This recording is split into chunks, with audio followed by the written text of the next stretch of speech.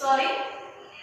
तो पदार्थ होता क्या है? देखिए, पदार्थ वह वस्तु है जो स्थान घेरती है, द्रव्यमान रखती है तथा जिसे हम अपनी पांचों इंद्रियों में से किसी एक या एक से अधिक के द्वारा अनुभव कर सकते हैं।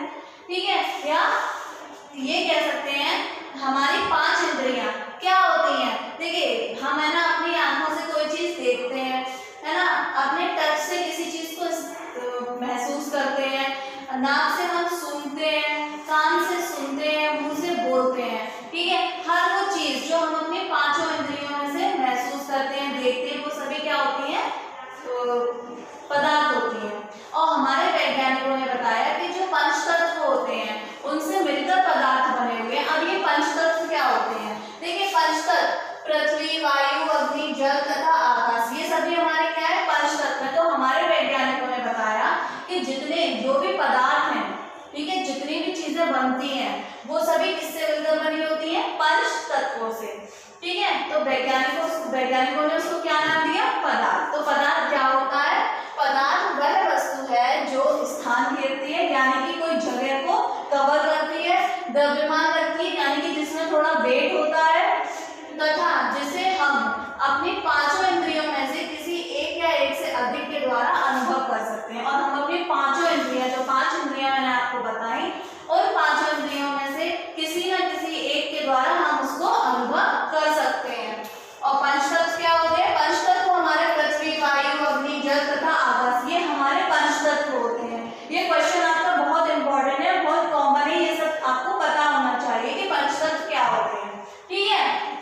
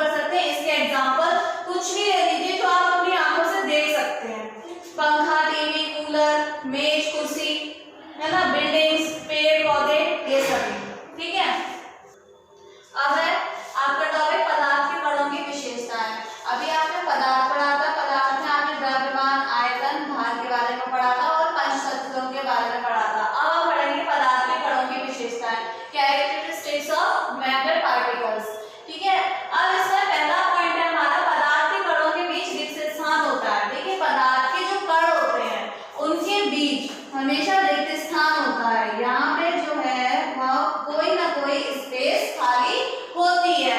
और दूसरा पॉइंट है पदार्थ के कण निरंतर गतिशील करते रहते हैं। देखिए पहले अकॉर्डिंग टू फर्स्ट पॉइंट क्या था, पदार्थ के कणों के बीच रिक्त स्थान होता है। पदार्थ के जो कण होते हैं उनके बीच हमेशा ही को थोड़ा सा स्पेस जरूर होता है, ठीक है।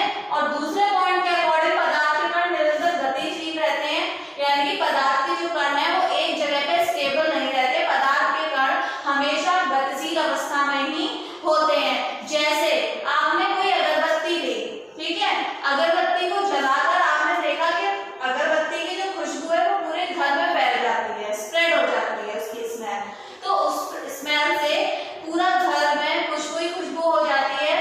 इससे क्या प्रूफ हुआ कि पदार्थ के कण जो है वो एक जगह पे स्टेबल नहीं रहते हैं, वो हर जगह पे फैल जाते हैं, यानी कि अपनी उनकी जो स्थिति होती है वो गतिशील होती है, वो एक जगह पे स्टेबल यानी कि स्थिर नहीं रहते हैं। नेक्स्ट पॉइंट है आपका पदार्थ के कण एक दूसरे को आकर्षित करते हैं। पदार्थ के जो कण होते हैं वो हमेशा एक दूसरे को आकर्षित करते हैं, अट्रैक्ट करते हैं। आप नेक्स्ट जो मैं आपको टॉपिक पढ़ाऊंगी सॉलिड लिक्विड गैस, उसमें आपको पता चलेगा कि जो पदार्थ के पार्टिकल मतलब जो कण होते हैं, पार्टिकल्स होते हैं, वो एक दूसरे को अट्रैक्ट करते हैं। जैसे कि ठोस में सॉलिड्स जो होते हैं उसमें क्या होता है, पदार्थ के जो कण होते हैं वो एक दूसरे को अट्रैक्ट करते हैं। और वहीं अगर द्रव की बात की जाए तो द्रव में क्या होता है, पदार्थ के कण एक दूसरे को सॉलिड की अपेक्षा कम अट्रैक्ट करते हैं। और वहीं अगर गैसेस की बात की जाए तो गैसेस में क्या होता है, गैसेस के जो कण होते हैं वो सॉलिड और लिक्विड की अपेक्षा एक दूसरे को बिल्कुल भी अट्रैक्ट नहीं करते हैं। तो हमारे ये 3 पॉइंट है, पदार्थ के कणों के बीच रिक्त स्थान होता है, यानी पदार्थ के जो कण होते हैं उनके बीच में थोड़ा बहुत स्पेस रहता है। दूसरा पॉइंट है पदार्थ के कण निरंतर गतिशील अवस्था में रहते हैं, पदार्थ के जो कण है वो हमेशा ही गतिशील अवस्था में होते हैं, वो एक जगह पे स्टेबल नहीं होते हैं। नेक्स्ट पॉइंट है आपका पदार्थ के कण एक दूसरे को आकर्षित करते हैं। हाँ, ये आपका मेन पॉइंट है, पदार्थ के जो कण होते हैं वो हमेशा एक दूसरे को अट्रैक्ट करते हैं, ठीक है। अब है हमारा पॉइंट द्रव्यमान तथा भार में संबंध। अभी आपने द्रव्यमान और भार की परिभाषाएं पढ़ी थी। द्रव्यमान क्या था, कोई भी बल जिसके कारण किसी भी वस्तु को तौला जा सके, और भार क्या था, पृथ्वी जिस बल से किसी भी वस्तु को अपनी ओर आकर्षित करती है वो क्या कहलाता है, वो उसका भार कहलाता है। अब हम इन दोनों में संबंध देखिए, द्रव्यमान यानी कि मास को है ना m से डिनोट किया जाता है और भार को w से यानी कि वेट। अब किसी वस्तु के भार w, ठीक है, w और उसके द्रव्यमान m के संबंध को हम निम्न समीकरण के द्वारा प्रदर्शित करते हैं, यानी कि w = mg। यहाँ पर w क्या है, वस्तु का भार, w = वस्तु का भार, ठीक है। और यहाँ m क्या है, वस्तु का द्रव्यमान, या फिर आप एक तरह से ये भी कह सकते हैं कि पृथ्वी का द्रव्यमान। और यहाँ पर द मोस्ट इंपॉर्टेंट ये g क्या है, g को हम बोलते हैं गुरुत्वजनित त्वरण। इसका जो मान होता है वो पृथ्वी पर अलग अलग जगह पर अलग अलग होता है, एक जैसा नहीं होता है। वहीं अगर आप कैपिटल G की बात करते हैं, ये सार्वत्रिक गुरुत्वाकर्षण नियतांक होता है, इसका मान पूरे ब्रह्मांड में एक होता है, और जो स्मॉल g होती है इसका मान अलग अलग होता है। और इसी g के मान में जो परिवर्तन यानी कि इस g के मान में जो परिवर्तन होता है उस परिवर्तन के कारण भार यानी w का मान में परिवर्तन होता है, लेकिन m का मान जो होता है वो स्टेबल रहता है। कहने का मतलब g का मान परिवर्तित होने के कारण ही w का मान परिवर्तित होता है, किंतु m का मान वैसा का वैसा ही रहता है। तो ये आपका टॉपिक था पदार्थ के कणों की विशेषताएं और द्रव्यमान तथा भार में संबंध। आई होप क्लियर हो गया होगा आपको। तो स्टूडेंट अब है आपके पास टॉपिक द्रव की भौतिक अवस्थाएं।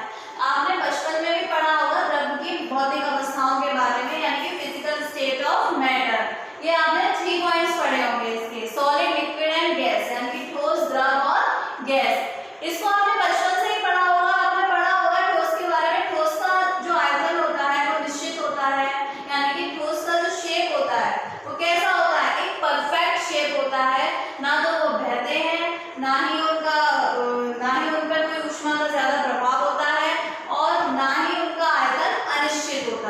ठीक है, वो एक परफेक्ट शेप में होते हैं। और वहीं अगर आप द्रव की बात करें तो द्रव का जो आयतन होता है वो कैसा होता है?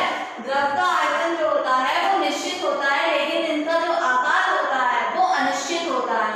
और वहीं अगर गैस की बात करें तो इनका जो आयतन होता है वो भी अनिश्चित होता है और आकार होता है वो भी अनिश्चित होता है।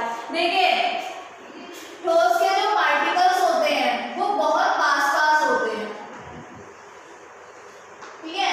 ये आपके सॉलिड के पार्टिकल्स हैं, ये हो गया आपका सॉलिड यानी कि ठोस। ठोस के जो कण होते हैं वो बहुत पास पास होते हैं, ठीक है। और वहीं अगर आप लिक्विड यानी कि द्रव की बात करें तो इसके पार्टिकल्स ठोस की अपेक्षा दूर दूर होते हैं। इसमें जो अट्रैक्शन होता है यानी कि इसमें जो आकर्षण क्षमता होती है वो सबसे ज्यादा होती है, इसमें जो आकर्षण क्षमता होती है वो ठोस की अपेक्षा कम होती है, ठीक है। और वहीं अगर गैस की बात करें तो गैस के जो अणुओं के बीच में अट्रैक्शन फोर्स होता है वो बहुत कम होता है, और गैस के अणुओं के बीच जो रिक्त स्थान होता है वो बहुत ज्यादा होता है, ठीक है। अब बात करते हैं इनके बीच डिफरेंस की। तो सबसे पहला पॉइंट है हमारे पास आयतन। इनका यानी कि ठोस का जो आयतन होता है वो निश्चित होता है, यानी कि इनका जो आयतन यानी कि परफेक्ट शेप में होते हैं। फॉर एग्जांपल कोई भी, जैसे मैंने ले लिया ये रिमोट, ठीक है, ये एक सॉलिड फॉर्म में है, ये सॉलिड है, ना तो ये बनेगा, ये एक परफेक्ट शेप में, इसका आयतन क्या है? निश्चित है, ठीक है। अब दूसरा द्रव, द्रव का जो आयतन होता है वो निश्चित होता है, ठीक है।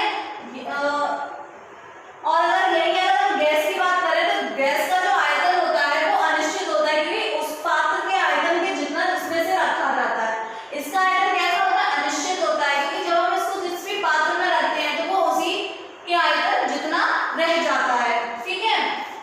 अब हम बात करते हैं आकार की। आकार, ठोस का जो आकार होता है वो निश्चित होता है और द्रव का जो आकार होता है वो अनिश्चित होता है, यानी कि इसको जिस आकार के पात्र में रखोगे ये उसी का शेप ले लेता है। जैसे आपने इसको किसी ग्लास में रखा या किसी कंटेनर में रखा तो ये उसी का शेप ले लेता है। अब बात करते हैं गैस की। गैस का जो आकार होता है वो अनिश्चित होता है, क्योंकि उसे उस पात्र के आकार जितना जिसमें हम इसे रखते हैं उसी पात्र के जितना इसका आकार रह जाता है, ठीक है। अब बात करते हैं तरलता। तरलता का मतलब होता है बहने का गुण, ठीक है। तरलता, ये बहते नहीं है, ठीक है, ये है ना लिक्विड नहीं है जो ये बहेंगे, इसलिए ये बहते नहीं है। और ऊपर से ये द्रव होते हैं वो ऊपर से नीचे की ओर बहते हैं, ये ऊपर से नीचे की ओर बहते हैं, ठीक है। और गैस, गैस जो होते हैं वो नीचे से ऊपर, यानी कि ये ऊपर से नीचे की ओर बहते हैं, और ये जो होते हैं वो नीचे से ऊपर की ओर बहते हैं, और ये ऊपर से नीचे की ओर बहते हैं, जैसे पानी, ठीक है। और ये गैसेस हैं हमारी जो नीचे से ऊपर की ओर बहते हैं, ठीक। अब है ऊष्मा का प्रभाव। ऊष्मा के प्रभाव से बहुत कम फैलते हैं, यानी कि ये जो है आपके ठोस वो ऊष्मा के प्रभाव से बहुत कम फैलते हैं, ठीक है। यानी कि इन पे ऊष्मा का जो प्रभाव होता है वो बहुत कम पड़ता है, और ठोस की तुलना से अधिक, यानी कि द्रव जो होते हैं वो ठोस की तुलना में अधिक, यानी कि ठोस जो होते हैं उन पर ऊष्मा का प्रभाव कम पड़ता है।